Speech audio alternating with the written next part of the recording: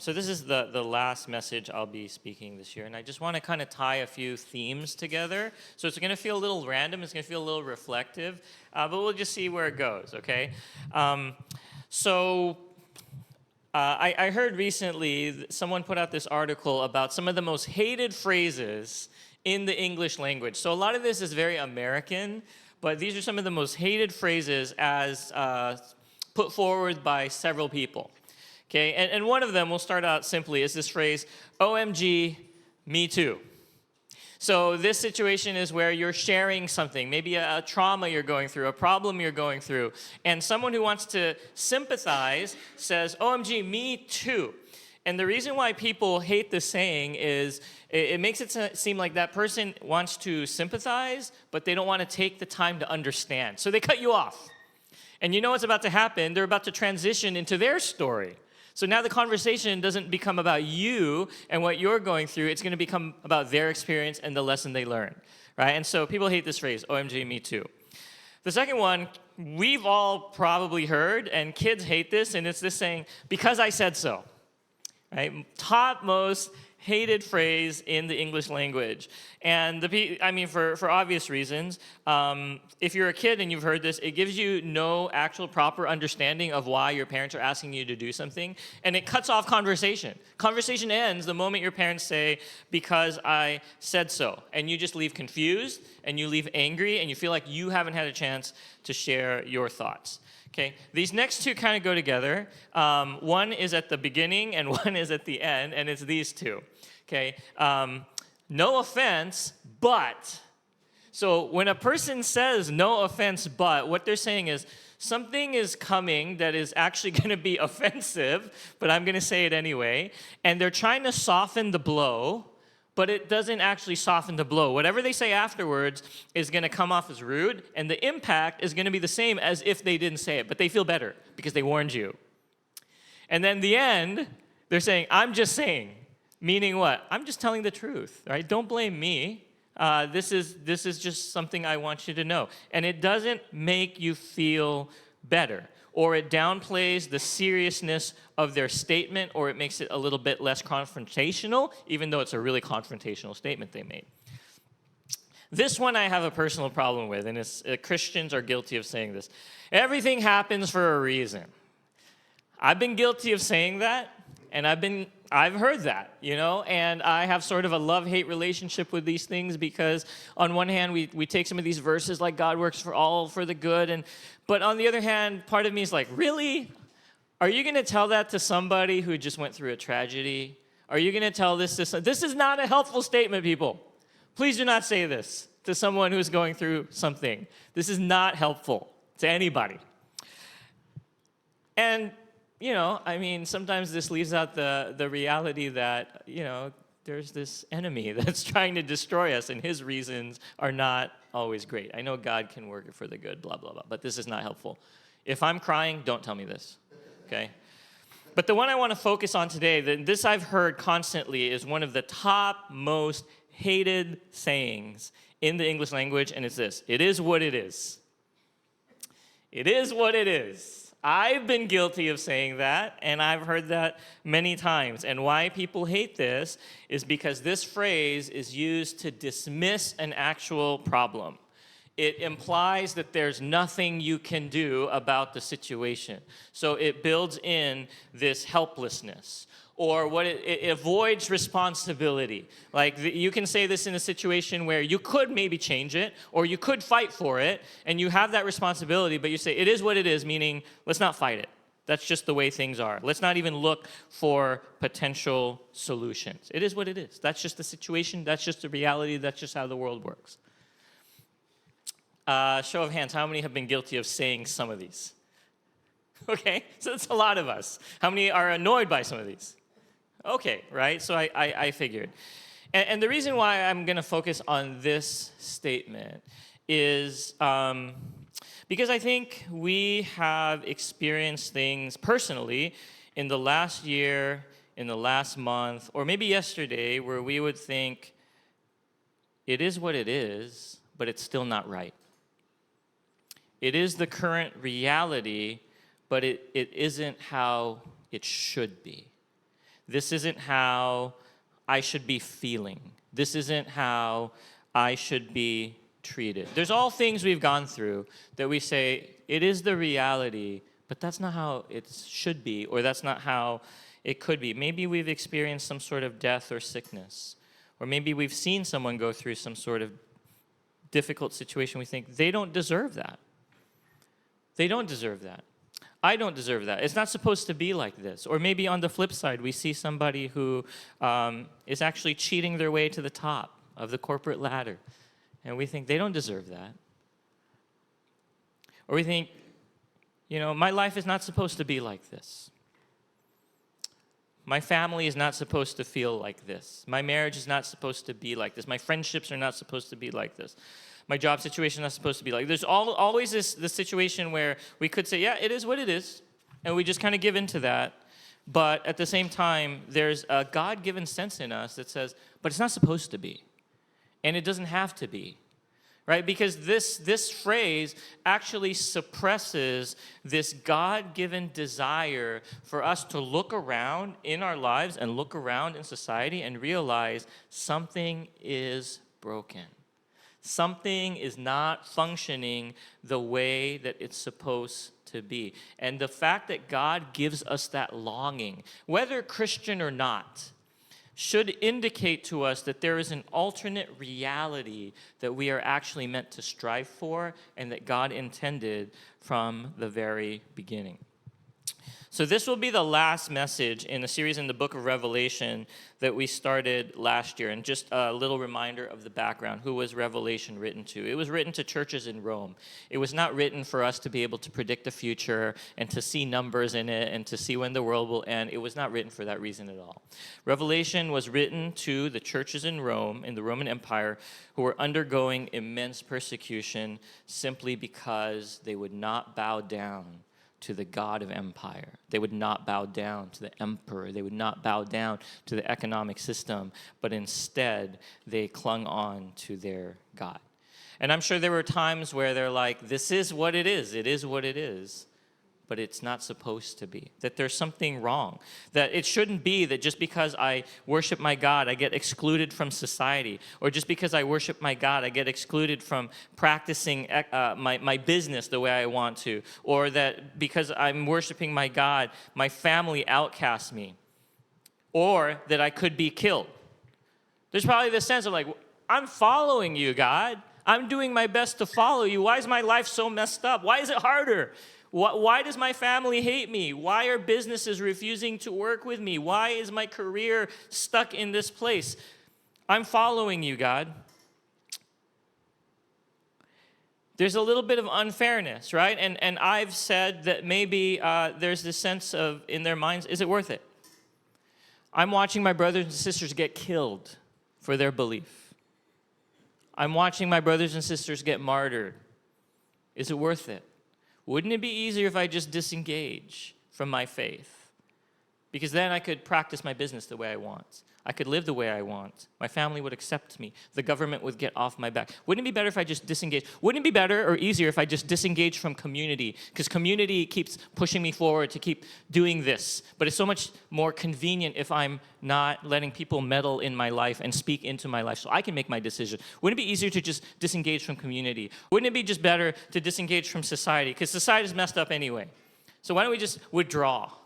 And I'm speculating, but I would think if I was in their situation where people are dying, my business is failing, my family hates me, all because of my faith, I would be tempted to disengage. But then there's this feeling. It is what it is, but it doesn't have to be. It is what it is, but it's not how it's supposed to be, and I don't have to settle for it. So John writes this letter of his vision. And in his vision, he details these metaphors of the fate of some of their enemies. And so he tells them, this is what's going to happen to the beast, right, representing empire. This is what's going to happen to the dragon, representing the spiritual force behind the empire. This is what's going to happen to all these things.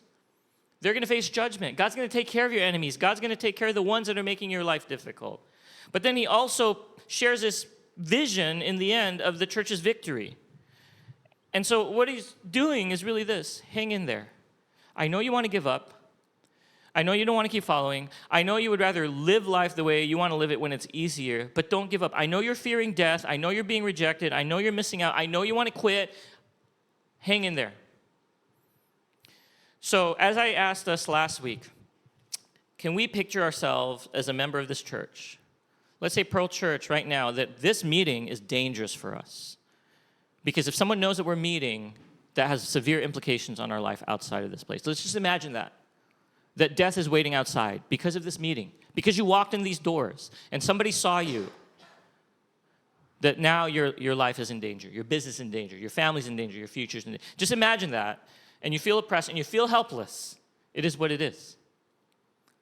And John writes this, and I want us just to think about how you would feel when you're in this helpless, hopeless situation, unfair situation, and John writes the vision of what he sees God is going to do.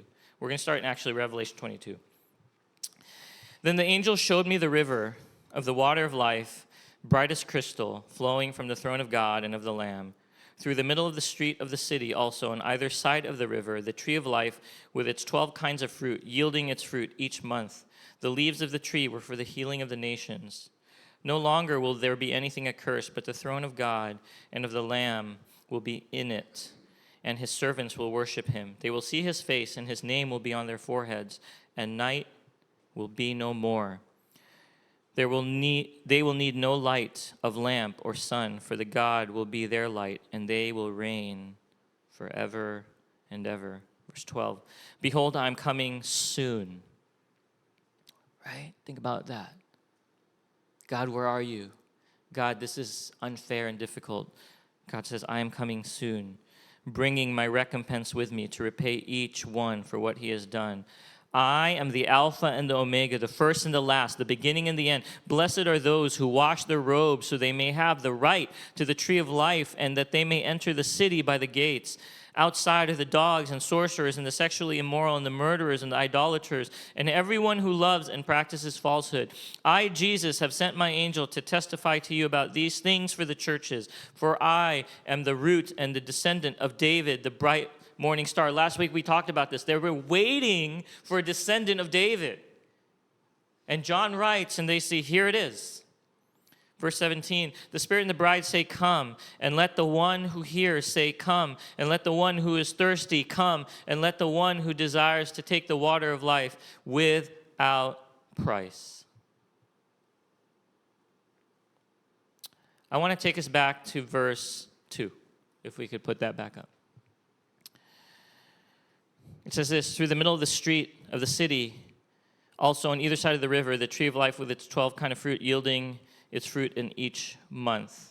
So verse 1 and 2 actually talk about this street, and in the middle of that street is this river flowing, and there's this tree, and this tree's leaves are falling and flowing out to the rest for the healing of the nation. In the middle of the street is a river of life. In the middle of the street is a river of life. You know the last time street was mentioned in Revelation was actually in Revelation chapter 11. Revelation 11, here's the street. And when they had finished their testimony, this is talking about the two witnesses, the beast that arises from the bottomless pit will make war on them and conquer and kill them, basically saying this empire is going to try to destroy the church. And it will look like the church was destroyed. Verse 8, and their dead bodies will lie where? In the street of the great city. That symbolically is called Sodom and Egypt, where their Lord was crucified. Look at the contrast. The last time you're reading this letter, the word street, the picture you're getting is martyrs, witnesses, the church, dead, bloody in the middle of the street. That's in the middle of the story, middle of the vision.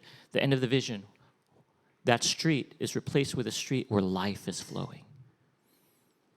How encouraging is that for you as a church? That there is a reality coming where the streets that were once the scene where the people of God were murdered become the streets where healing flows.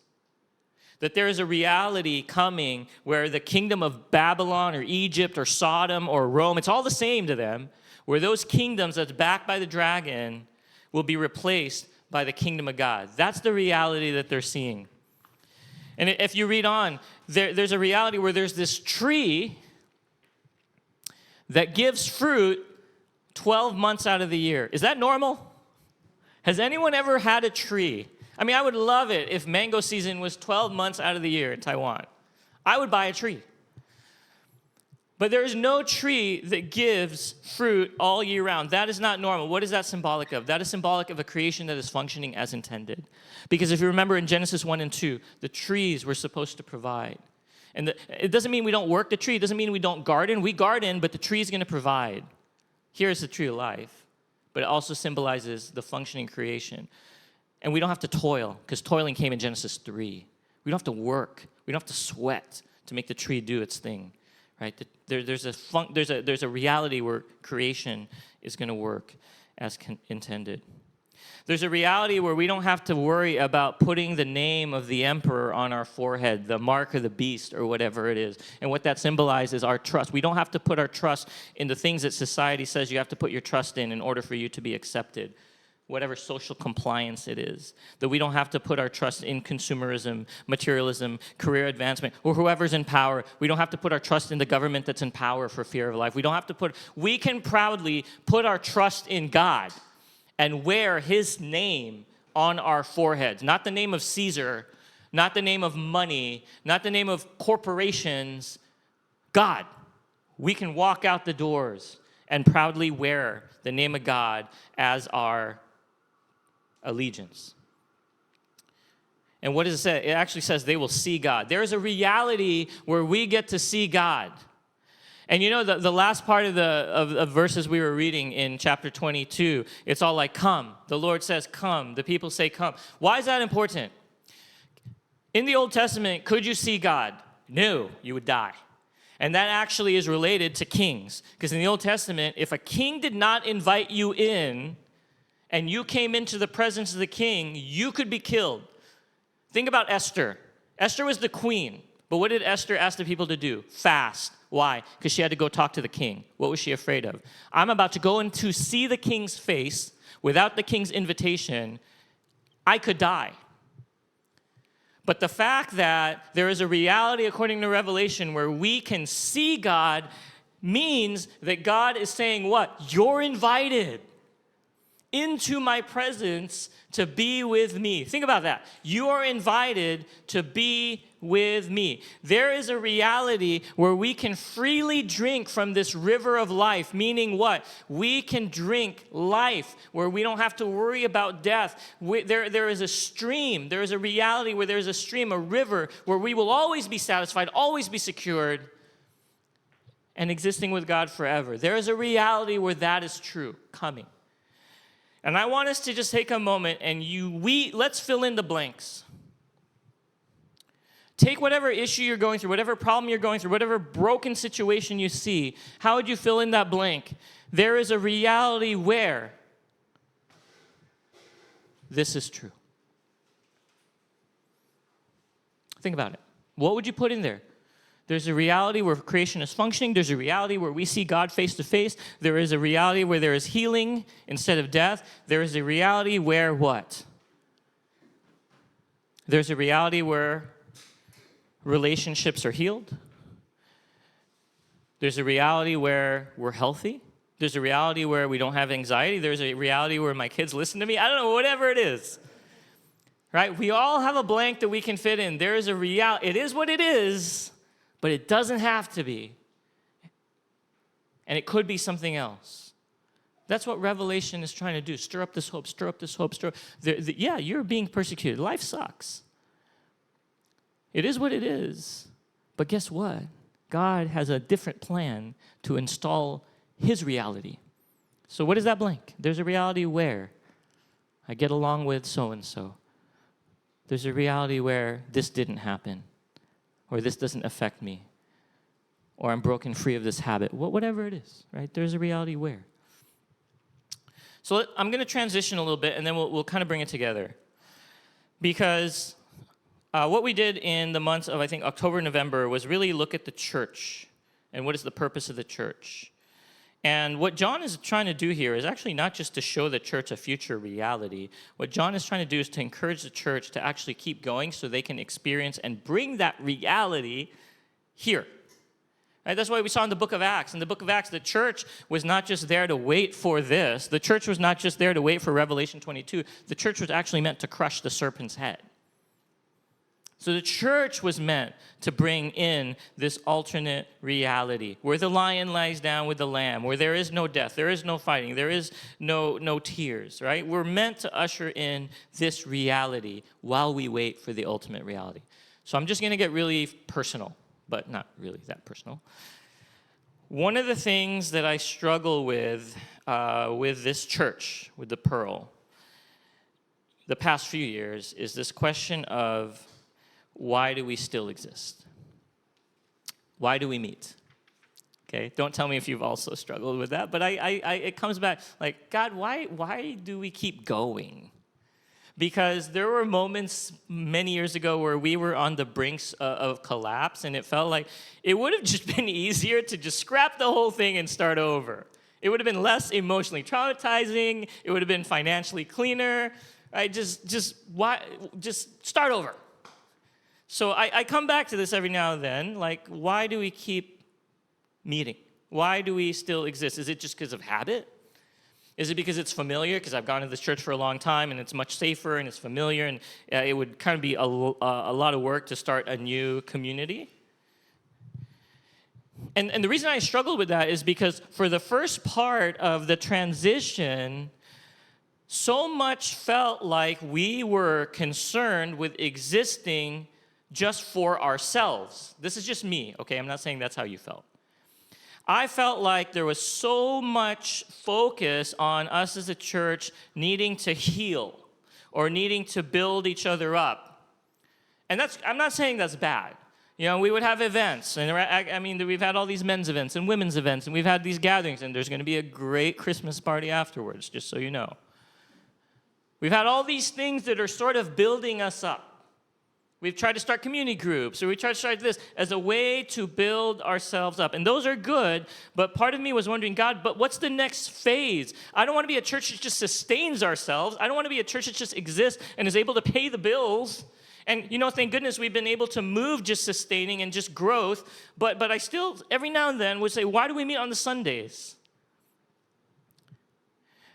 Does the world look better because we exist? Does the world experience Revelation 22 because we exist? Can we actually put up 22? I don't want to keep seeing the death one. Okay.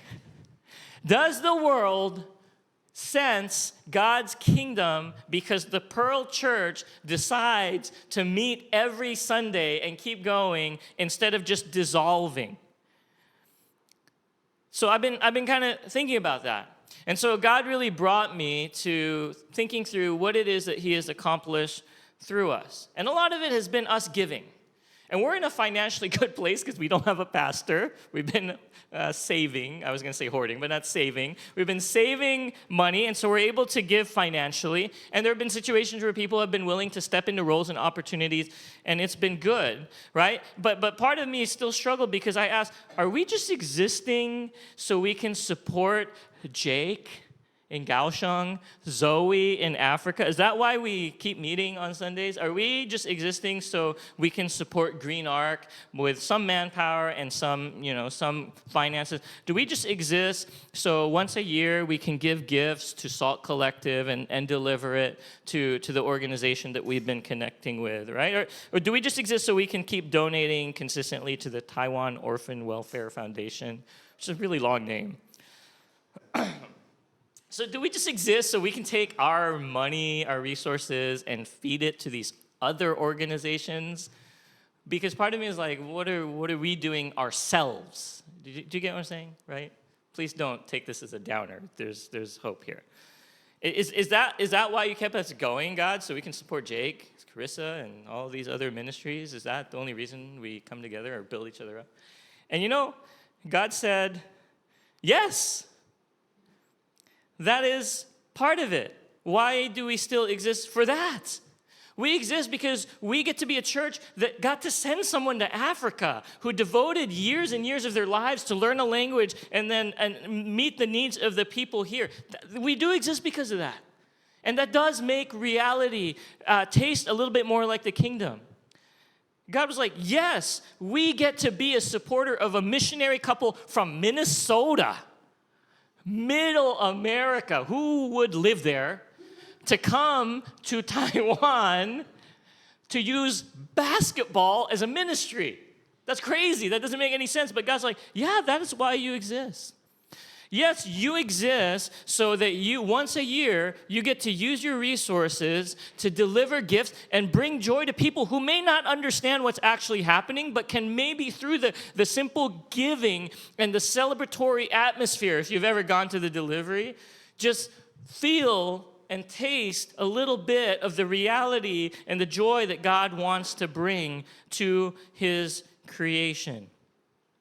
And God's like, yes, you exist so that maybe a few of you can go to Nantou and work with the Aboriginal community there and run a little Bible camp for a week and make connections. And then when they came to Taipei 101 last week, support them and give them gifts. And by the way, man, Kobe was there. That was wild. That was the wildest gift giving I have ever been a part of. People did, the kids did cartwheels. There was chanting. It was like a cult. But it was great, right? And God's like, yeah, don't you think that brings my kingdom? Don't you think that brings my heart to these people? Maybe we exist just so AA has a place to meet. I think there's 2 or 3 times they meet here, so that people who are addicted to things can taste a little bit of the freedom that God wants to give them eventually in his perfect reality. Yes. That is why we exist.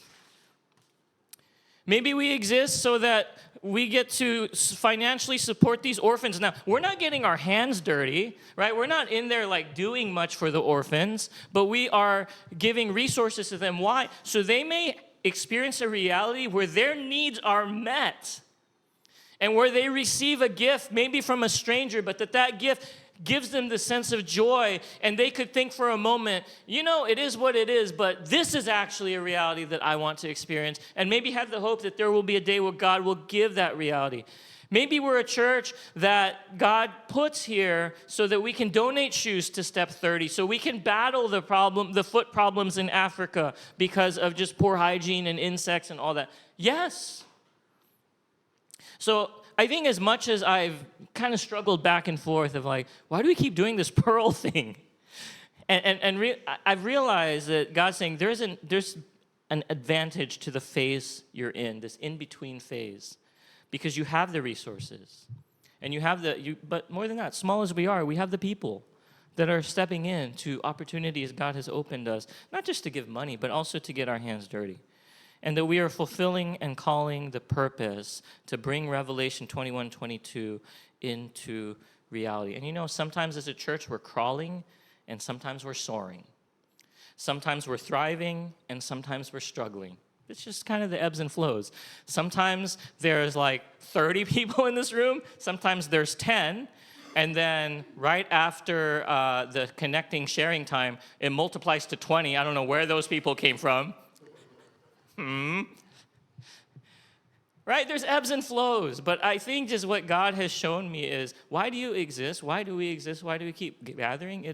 We are bringing this in our little ways and in the ways that he has allowed us into the world. And it's something to celebrate. It's something to be like, we always do that. Oh, that was so easy. We didn't put much into it. I think it's something to recognize that as a church, we are doing what we're called to do in the ways that we know. Could we do more? Sure. We need wisdom and all that. So let's go back to Revelation. Realistically, we're not facing the same kind of persecution as that church, those churches. So when I said, imagine that your life is in danger because you walked in through these doors, we can't understand that. There's no way. Realistically, our businesses, our careers are not in as huge a danger because of our faith. But again, I want to come back. There are definitely things around us and experiences we're having where we would say, this sucks. This current situation sucks. This experience I had sucks. This is not how it's supposed to be. It is what it is, but it doesn't have to be that way. So here's how we're just going to end it really simply. So I want us to, can we just close our eyes? And I want us to hold all of those disappointments, all those things where you just say, man, this sucks. This is not how it's supposed to be. Following God should not be like this, or my life, why did my life turn out like, can you just picture as if you're holding it, just holding it in your hands, just whatever symbolically that looks like. Maybe it's your family situation, maybe it's some personal situation, maybe it's some mistake you made, maybe it's something that's not your own fault, but you're just caught up in the middle of some drama. Can you just visualize holding that in your hand, and maybe there's been feelings of hopelessness, of just saying, it is what it is. I'll deal with it. And I'm just going to read Revelation 21. Okay, I know that's backwards, but 21 reads better than 22. So just keep your eyes closed. I'm going to read 21, and can we just allow the truths and the vision in Revelation 21 to start to replace those things that we're holding, that maybe those things that we're holding start to fade away before our eyes, or maybe those things that we're holding we drop, and instead we pick up the vision and the hope that we're about to read. So just let me give you a few moments. Just visualize that situation, that thing where you say, this sucks.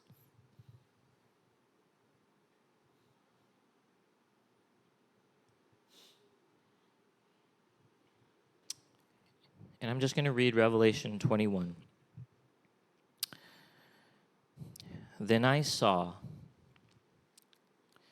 a new heaven and a new earth, for the first heaven and the first earth has passed away, and the sea was no more. And I saw the holy city, New Jerusalem, coming down out of heaven from God, prepared as a bride adorned for her husband. And I heard a loud voice from the throne saying, behold, the dwelling place of God is with man. He will dwell with them, and they will be his people, and God himself will be with them as their God. Just listen. He will wipe away every tear from their eyes. Death shall be no more, neither shall there be mourning, nor crying, nor pain. For the former things have passed away. He who is seated on the throne said, behold, I am making all things new. Also he said, write this down, for these words are trustworthy and true. And he said to me, it is done. I am the Alpha and the Omega, the beginning and the end. To the thirsty I will give from the spring of the water of life without payment. The one who conquers will have this heritage, and I will be his God, and he will be my son.